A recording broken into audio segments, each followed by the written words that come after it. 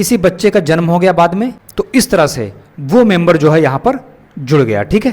Hello साथियों, स्वागत है आप सभी का। और आज इस वीडियो में हम बात करेंगे कि फैमिली आईडी को अपडेट कैसे करना है।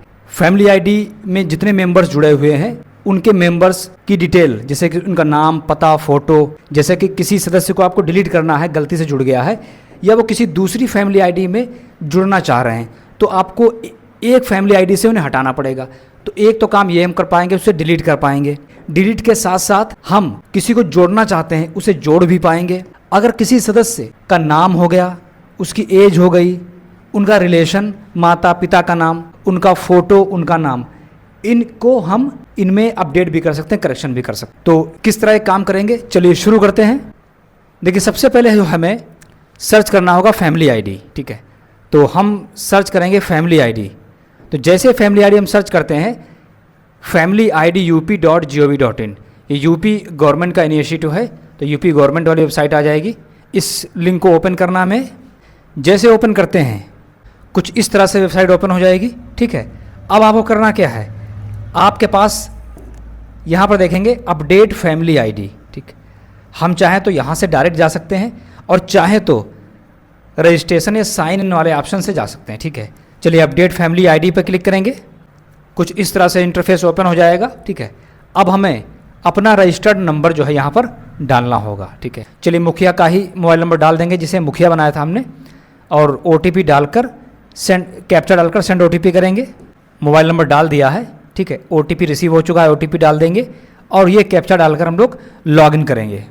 अब आप देखेंगे जैसे आपने लॉगिन किया, आपका नाम जो है यहाँ पर शो करेगा। ठीक है, अब आपको क्या करना है, आपको अपना आधार नंबर यहाँ पर डालना है। अब जैसे कि जिसके नाम से आप लॉगिन हुए, हमने मुखिया के नाम से लॉगिन किया है, जिसको मुखिया बनाया था, तो मुखिया का नाम यहाँ शो करेगा और मुखिया का ही यहाँ पर आपको आधार नंबर डालना होगा। उसके बाद में आगे बढ़ें। साथ ही साथ यहाँ पर एक फैमिली आईडी में कितने मेंबर्स, कौन कौन जुड़ सकता है, उसकी डिटेल दी है। इसके बारे में आज चर्चा नहीं करेंगे, आज हम सिर्फ संशोधन पर फोकस करेंगे। चलिए नेक्स्ट कर देंगे। जैसे हमने आधार नंबर डाला, यहाँ पर मेंबर का नाम आ गया, मुखिया का नाम आ गया है, और इस परिवार में कुल कितने लोग जुड़े हुए हैं उनकी संख्या यहाँ पर लिख के आ जाती है। अब हमें क्या करना है, फैमिली आईडी देखने, प्रिंट करने या संशोधन करने के लिए इस पर क्लिक करेंगे। क्लिक किया हमने। अब OTP जो प्राप्त हुआ है उस पर डाल देंगे। देखिए लास्ट के 4 डिजिट आपको शो करेगा कि इसी नंबर पर OTP गया है। OTP डालकर हम लोग वेरीफाई OTP करेंगे। तो जैसे हमने OTP वेरीफाई किया, आप देखिए आपकी फैमिली आईडी आ गई है। अब आप ये 3 काम कर सकते हैं। अगर आप सिर्फ फैमिली आईडी का प्रिंट लेना चाहते हैं तो यहाँ से प्रिंट ले पाएंगे। अगर आप करेक्शन करना चाहते हैं, यहाँ से करेक्शन करने के लिए है। और फैमिली पासबुक है तो यहाँ क्लिक करेंगे। साथियों, फैमिली पासबुक भी एक इम्पॉर्टेंट लिंक है। इस लिंक के द्वारा हम बताएंगे किस तरह से जितने भी मेंबर्स जुड़े हुए हैं उन सारे मेंबर्स पर क्या क्या योजनाएं आ रही हैं। क्योंकि जैसे कि आपके फैमिली आईडी में अगर एक महिला, एक पुरुष जुड़े हुए हैं, बच्चे जुड़े हुए हैं, तो ये कैटेगराइज कर देता है कि बच्चों के लिए कौन सी योजनाएं हैं, महिलाओं के लिए कौन सी योजनाएं हैं, 60+ एज वाली महिलाओं के लिए और पुरुष के लिए क्या योजनाएं हैं, वो फैमिली पासबुक में डिटेल से हम देख पाएंगे। तो चलिए करेक्शन कर रहे हैं तो करेक्शन वाला फोकस करेंगे, इस पर क्लिक करेंगे हम। तो अब आप देखेंगे इस तरह से ये पेज आ जाएगा। जितने मेंबर्स जुड़े हुए हैं सारे मेंबर्स देखिए यहाँ पर, उनकी फ़ोटो, उनका नाम, ठीक है, उनकी डेट ऑफ बर्थ और धारक से क्या संबंध है। अब देखिए यहाँ पर आपके सामने संशोधन का ऑप्शन भी है और डिलीट करने का भी ऑप्शन है। तो अगर आप किसी मेंबर को डिलीट करना चाहते हैं तो डिलीट भी कर सकते हैं।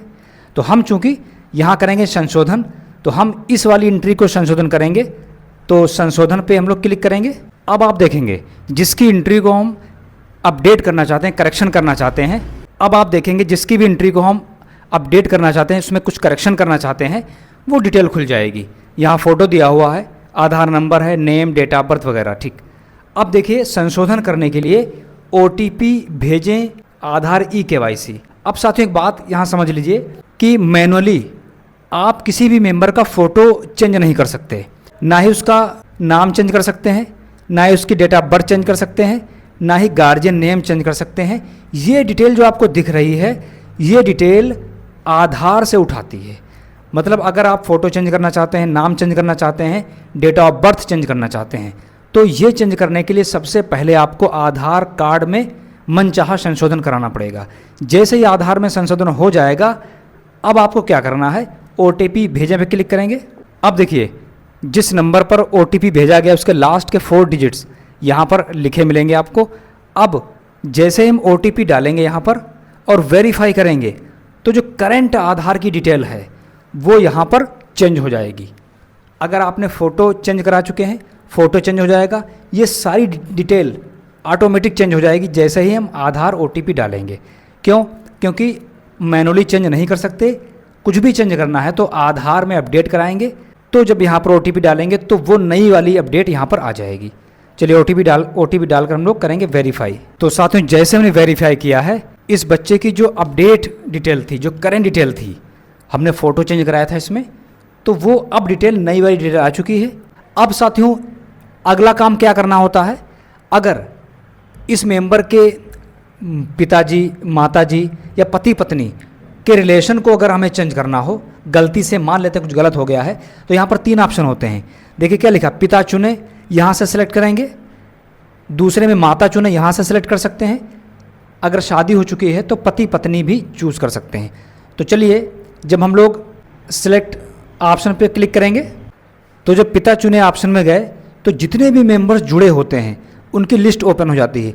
इनमें से हम चूज़ कर पाएंगे अगर गलती से कुछ लगा लिया था। ठीक है, इसी तरह से अब हम माता वाले ऑप्शन पे क्लिक करेंगे। इसी तरह से अब माता चुने वाले ऑप्शन में भी आपको वही नाम दिखेंगे। तो इसी तरह से पति पत्नी वाले ऑप्शन में भी 3 वही ऑप्शन आ जाएंगे। जिसे चूज़ करना चाहें चूज़ कर सकते हैं। ठीक, अगर गलती से हो गया था। इसके बाद में रिलेशन अपडेट करें, रिलेशन अपडेट करेंगे तो ये डिटेल अपडेट हो जाएगी। तो अब जो है अपडेट हो चुकी डिटेल। अब हम लोग जाएंगे, वापस जाएं, इस पर क्लिक करेंगे तो इस तरह से हमने इसे अपडेट कर लिया। चलिए, अब हम लोग सीखेंगे कि किसी मेंबर को जोड़ना है अगर, ठीक है, कैसे जोड़ेंगे। देखिए यहाँ पर आपको ऑप्शन मिलता है नया सदस्य जोड़ें, तो हम लोग इस पर क्लिक करेंगे। इसके बाद आपके पास ऑप्शन आता है सदस्य जोड़ने का कारण क्या है, क्यों सदस्य को जोड़ रहे हैं। यहाँ पर कारण लेंगे और उसका आधार नंबर डालेंगे और OTP भेजेंगे। अब हम देखेंगे कौन कौन से इसमें कारण आ रहे हैं सदस्य को जोड़ने के लिए। तो आप देख सकते हैं 3 कारण हैं। अगर किसी बच्चे का जन्म हो गया बाद में तो उसे जोड़ सकते हैं, या शादी हो गई है किसी मेंबर की, ठीक, तो पत्नी आ गई तो पत्नी को जोड़ने के लिए है, या फैमिली ID ऑनलाइन करते समय कोई सदस्य छूट गया था। तो 3 कारण से हम किसी मेंबर को जोड़ पाएंगे। ये कारण देना होगा। जो भी कारण है, हमारे में सदस्य छूट गया था तो हम जो है इसे चूज़ करके आधार नंबर डाल देंगे, ठीक है, और OTP भेजें। तो इस तरह से इस नंबर पर OTP भेजा जाएगा। उसके लास्ट 4 डिजिट आपको शो होंगे। यहाँ पर OTP डाल के हम लोग करेंगे वेरीफाई। तो इस तरह से वो मेंबर जो है यहाँ पर जुड़ गया। ठीक है, जुड़ गया तो ये काम हमारा कंप्लीट हो चुका है।